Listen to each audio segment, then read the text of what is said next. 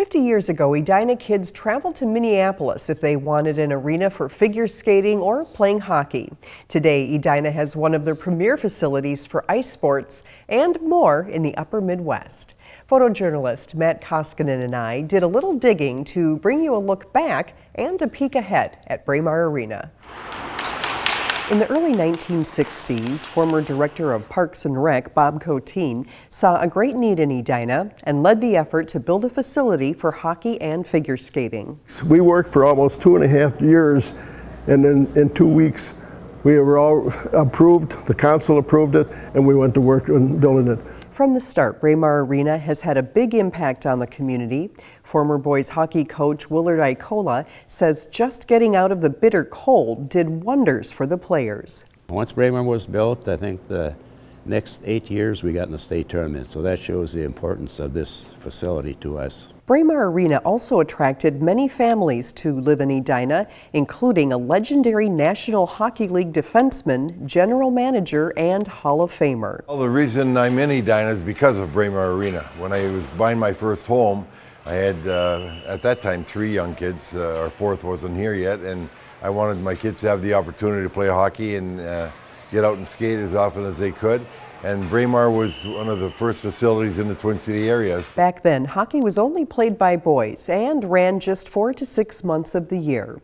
Figure skating, however, went year-round, and when brought to Braemar, was a huge success. Jean Pastor was one of the women who brought in what became the Braemar City of Lakes Figure Skating Club. When we started here, and it was actually 1965 in December, with our students, we had that next year quite a few national competitors, and it was just the West Arena that we're sitting in right now.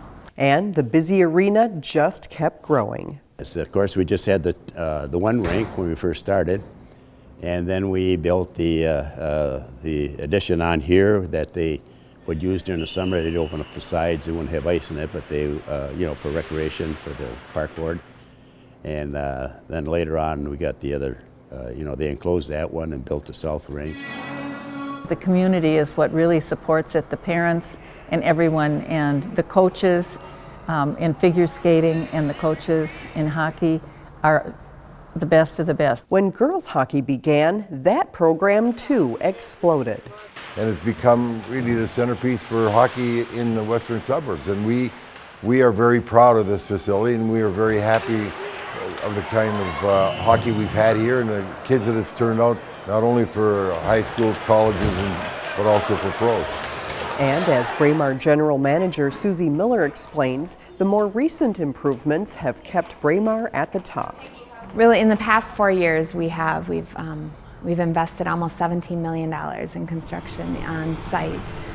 The improvements with the Hornets Nest, the high school locker rooms, and the public-private partnership with Velocity and General Sports has really brought a lot more action here as far as just Velocity alone, purchasing additional ice.